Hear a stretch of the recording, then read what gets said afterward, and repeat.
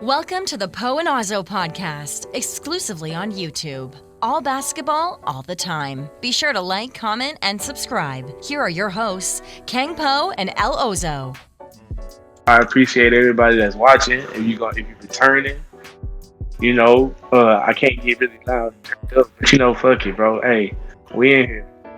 Hey, what's up? Okay, all right, bro. So let's get into it, bro. What's up with James Harden? Story is going south of Houston, but here's the key thing, the biggest part. Just about 10 minutes ago, Harden posted a video of him opening a water bottle. Mm-hmm. Zoomed in on the cap of the water bottle. Oh, cap? Causing everything that's going on right now, cap. Man, I think he's only saying cap, bro, because their trade's probably not going to happen. He don't want to be hated by these Houstonians for trying to lead the team. I think that's what it is, because I think he's seeing the backlash already, and he like, hold up. You know what I'm saying? They're supposed to love me here. You saw how people turned on KD when he went to Golden State. So quick. And not only that, I think he heard about the 2 years, $100 million turned down $50 million extension. I was like, it don't sound like Harden to turn down that much money. But so he's saying, I'm taking it as him calling cap right now. Not saying that's what he's saying, but I'm taking it, calling it cap. I don't know, man. It was very interesting day today. What's your take on it, bro?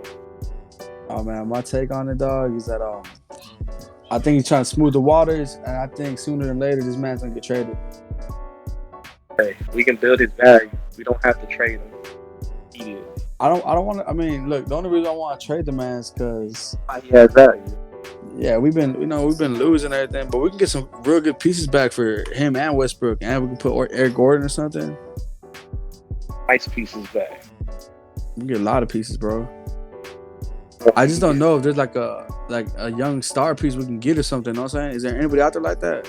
I mean, outside of Ben Simmons, there is no other. Everything right now you have to see. I know that you're talking about Jaylen Brown, dude. I don't think Jaylen Brown got that ceiling to be someone. Not an all-star, honestly. He has all-star potential. I think right now he's just playing his part in Boston because all right. So many forwards. But Jaylen Brown's shown me, he can be big time, and he's a two-way player. Okay. You don't have to coach him into playing two ways. He gonna automatically play that way. He plays harder than Harden as far as both sides of the basketball, and is playing all-around basketball. Yeah. He's not the scoring capability of Harden, and that's probably where people would look at it and be like, "Man, what the hell?" He'll go get you 30. Especially if he had his own. Jaylen? Jaylen can get you 30, man. They had a couple games this year where Jaylen and Jason Tatum dropped about 25 and 30 apiece. Where they were both balling. It was some nights where they wouldn't go in unless both of them had them numbers. So they can both pass. Jaylen can ball. I'm not really worried about him. But the thing is, we don't have no ball. We don't have no money that matches up with Boston's contracts at all. Like Harden's contract. Boston or us. We won't get enough back. Bro, I don't know, dude. I think I'll do a straight up Tatum for Harden. If they could do something like that. I definitely wouldn't mind that. But only thing is, what are we gonna put around Tatum? I mean, that's my only Russell question. Westbrook. What you thinking? That would be a nasty one too, but I think it'll bring back. It's like a 1.5 of rest in PG. So, man, I had someone today to try to tell me that Paul George is that savior the Rockets need, but I don't see it. I'm trying to talk myself into it. If we keep Harden, then I wouldn't mind it, but I'm already knowing kind of like what PG is. I know what he is already, and I don't need two of those in Houston. It's the same thing. We had it this year. We had it this year. So, like, I know nobody's a winner in the playoffs until you actually win. But these two have not shown that they really want it. So why would you put those two together? That's what I'm saying, man. Like, trading Westbrook for PG is like trading an apple for orange. They're both fruits, but it's like I don't want the orange. Like, give me a steak with that or something. Like, you feel me? It's like two. It's like one and the same. You want the main course, man. You want the entree. Give me something. Give me something I can really sink my teeth into, bro. I wasn't looking to trade my Apple for. Nice. Yeah, I was. If I traded, man, let me trade it for. Give me some pickles or something, man. Something good. I get that value back for that. I just don't, man. I don't know, man. Harden trying to force a way out. First of all, that fit with New York. I don't know. I mean, when it's New York, it's Brooklyn, right? It's based in New York, right? It's New York. Yeah. So that you know what I'm saying, that fit with Brooklyn is like, I don't see it, man. I don't see it either. That's just a Hooper's dream. That's a dream. A Hooper wouldn't mind that. You know, to a Hooper, that's that team right there seems like it would be unstoppable. The only I talk about chemistry wise, it only makes sense if like, I guess they want Harden to take pressure off KD, right? For coming back from an injury. I'm guessing that's what it would be, and off of Kyrie, because you know Kyrie's coming off an injury too. But my thing with Harden is, aren't you tired of injury prone superstars right next to you, and you going right, and now you like forcing your way to that? So that kind of didn't make sense either. So, not saying Harden doesn't want to play in Brooklyn, not saying he wants to leave Houston, but that's at all for nobody in that situation. They still got a DeAndre over there, right? The Nets. Yeah, DeAndre. Ooh, so that's some lies, man. They got some. That'd be a pretty big and long team right there. Yeah, that'd be a favorite to come out the East for sure, right? Definitely. All they have to do is that, man, you can get some cheap bench pieces, and I'm pretty sure it wouldn't take too long. They're about to get rid of some good pieces though, like what Dinwiddie. Who else they got? LeVert. They want to give us Karis LeVert, Dinwiddie, Jared Allen. I think they want to give us like a late pick, like a 27th pick or something like that. Would you take that? I mean, don't get me wrong. Spencer Dinwiddie could be an all-star / superstar in the making. Karis LeVert could also be a superstar / all-star in the making. Maybe not superstar, but star / all-star. Yeah. Jared Allen is going to be definitely one of the nastiest defending bigs in the league. Soon to come. It's that those are too many contradicting pieces. Like, we going to have the same problem Brooklyn kind of had with them, which is just too many buckets. Yeah, I feel that, man. Oh, man. You wouldn't think too many buckets is a problem, but in the NBA, that is. Yeah, it's all about the pieces you can get back. And yeah, they're pretty much giving some guard-heavy stuff, huh? I don't know why all the package is so guard-heavy. Well, I guess they figure you're getting one James Harden is probably like worth 3 point guards or something to these crazy dudes. I know we won't get rightfully what we feel for Harden, but I want somebody that's going to come in. You don't necessarily have to make us a contender right away, but at least keep us in the talks of at least the playoffs. Yeah, you know? For sure, man. Just make it competitive and get us like anywhere, man. 6 to 8, I don't care. Just get us in the game. That's it. And the thing I don't like about the Brooklyn trade is we would have to see what we get with Westbrook first, because if we trade Harden to Brooklyn first, yeah, that's a bunch of like side pieces, and then it's like, what are we gonna get with Harden? Because what are we gonna get with Westbrook? Because we're not getting superstar back with Russ. So unless we trade them to like Detroit or something. I heard Detroit's in the talks, and I heard Charlotte talks also trade for Russ. Oh, Charlotte? What's Charlotte talking about? They haven't sent nothing like official, but I'm just seeing a lot of stuff.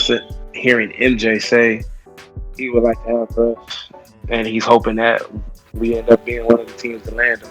So he really all in on Russ outside of the number 3 pick. Well, he is Team Jordan.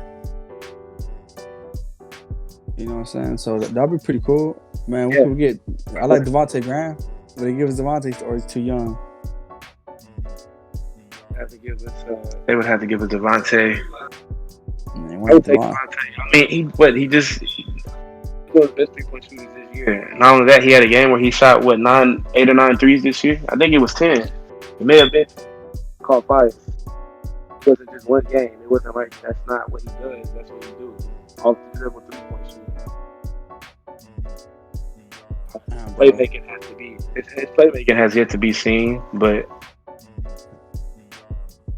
he's a nice compensation pick as far as something else coming with him. Man, it's crazy how it went from. I thought Steven Silas really wanted to do something with his team. I guess Westbrook and Harden just really wanted out of Houston, right? The thing is, though, I think Tillman Fertitta is in that mode where he's like, I'm tired of you guys not winning and walking around like y'all winners, i.e. Harden. Yeah, well, he's only been in 2 years, but yeah, Harden does act like that. Exactly. So he's like, all right, I need to put you back in your position of being a player. And I feel like that's what's going on right now is just a power struggle because Harden says he just wants to be involved with what goes on with the front office. Yeah, which probably, well, you know what? That makes a lot of sense because they probably ain't talking to him how Maury was talking to him and everything, right? That Tony's gone. He's not getting the conversations. He's not in the conversations no more. And so he feel like he just wants to know. He just wants to be in the mix. But like I say, as an owner, he haven't won nothing with you. I can't keep. Yes, you're a superstar. I respect that. I respect you as a superstar. I did come to you for your. At least for the coaching change, I came to you because that's what matters. The GM shouldn't be part. I shouldn't have to talk to you about who the GM is. Yeah, I can talk to you about who the coach is because you have to personally work with the coach. I don't mind getting your input on the coach. But because they were sold on the coach, bro. Westbrook and Harden agreed to pick up Silas, bro. I think they just don't like Raphael Stone as the GM head coach. They may have had a head coach. I mean, they may have had a GM that they probably wanted to try to at least, get them nudged in the door. Yeah, but I got you. Yeah, but like I say, Tillman Fertitta is trying to win. He got money invested in this, and I'm pretty sure he spent all his money on his team. Yeah, it's expensive. It's a big purchase, man. Exactly, which is why he says he's ready to go spend, and he probably is. But he just don't want to spend frivolously. He want to make sure it's going to be a win. So, man. I don't think they're doing it with Harden, bro. They got to get rid of this cat. Yeah, I think it's just a power struggle that they're going through right now. And Harden's not really not being able to be the top dog right now. Do you recover from that, like with your fans? Depends how nasty this goes through the media, because really that's who's gonna make it worse than what it really is the media, and they're doing a good job of it right now. Everybody been pumping Brooklyn up for the last week or so, coming from Kendrick Perkins all the way down to to just the nobodies, basically. Everybody's popping on Brooklyn's dick as far as Harden being, and now everybody's Harden fans now that he's running to Brooklyn, or so to say. All right, bro. So as far as this goes right here, are we calling this credible or cap, bro? Right now it's like in the middle. It's like that gray area. So this is gray area. We're calling it gray area. But one thing I have to learn is these reports come out of Houston. Yeah. Usually it's either Houston trying to do it so they can get a player move, or it's really happening. And the players are trying to save face for the fans and stuff like that. Yeah, most definitely. I don't know, man. It's a dirty game. For sure. You want to talk about some Chris Paul? Yeah. All right, so it looks like it's official, man. Chris Paul goes to the Phoenix Suns, bro. How you feeling? I would have felt better if they could have kept Kelly Oubre, because that's the biggest piece. I feel like he kind of made them who they were this year. Not saying Devin Booker wasn't a part of that. They played more like a team. They played team basketball, but I feel like they just gave up the key wing that two guards would need. You need a wing like that.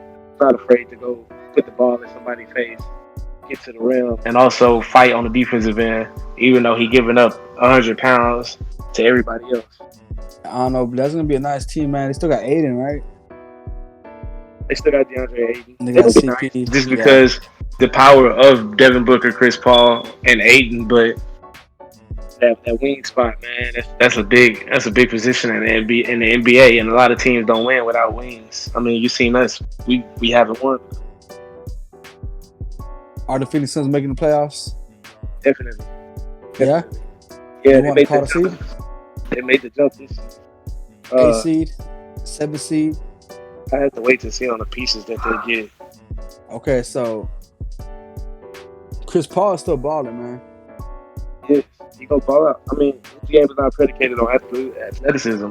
The game is predicated on smartness. So as long as he has a brain, he can literally play basketball like Steve Nash till about 40 if he don't have injury problems. Yeah. So, he's gonna have some. Probably career highs in assists. Bro, he's gonna have Booker and Aiden to be throwing that ball to. You know he's finna be feeding. He finna feed Devin Booker like crazy. And Devin Booker dropped 70 without having a point guard. Imagine. We definitely finna see Devin Booker drop some numbers. I think Devin Booker might. You know what? I'm gonna break out one of them. What is called, Russell? Huh? You gonna go big with it? You gonna go big with it? I'm not gonna go big with it, but I will tell you this. You're gonna hear it first. I think this year, Devin Booker's gonna break Klay Thompson's record for most points in the quarter. Okay, I can see that. Yeah, I was gonna go big with it. What you gonna do? Cocky with this, man. What you gonna do? I feel like we're gonna get a 100-point game from Devin Booker this year. Oh, you predicting a 100-point game from Devin Booker? You think Chris Paul can really milk him for 100? Let me say this. Look how easy he made the game for Harden. Imagine if Harden shot the mid-range the way Devin Booker do when he had Chris Paul. He could have easily dropped 65 a night. Oh, but that's sad, man. I really want that Chris Paul Harden to work out. So imagine Devin Booker now with Chris Paul. Imagine Devin Booker now with Chris Paul. Yeah, he finished. And Devin Booker don't mind moving without the ball. He don't mind taking easy shots and stuff. He wants to see a 100-point game. So is that gonna be a meaningless game, bro, or is it gonna be one of them 178-point games where they're going at it? I think it's gonna be one of those games because they're gonna be so depleted bench-wise. He's gonna have to play a lot of minutes. But I think he's ready for that. But it's gonna be one. I think it's gonna be kind of like one of the games where it's like it's a meaningless game to us because of who they may be playing. Yeah, it's gonna mean something to Phoenix because it's gonna be it's a win for one. But that win may be the win that propel them into the playoffs, or just give them that hope, like, you know what, you got something. Devin Booker gonna drop 100 points. I'm feeling it, man. Somebody gonna do it, man, because the way that these players been getting to 60 points lately have been way too easy. So I can see somebody with the right pieces and just actually going in and playing the basketball, especially the way he played it last year, the team ball he played, off the ball and attacking off the screens and stuff like that. I can see it. I can see it because I don't see Chris Paul taking a lot of shots. He didn't take a lot of shots in OKC. He took the shots he needed. So he set people up in OKC. Same respect he had for Shai Gilgeous. I'm pretty sure he got more respect for Devin Booker just because he know what he can do. Mm-hmm. Who's their coach over there in Phoenix? You know? Monty Williams. Okay, he's coach Pelicans, right? I remember him. Low-key fire coach, man. He's one of the best coaches in the league, man. Yeah, I know about Monty. Riled up. He was the reason AD went to the playoffs that year. He had cousins too, right?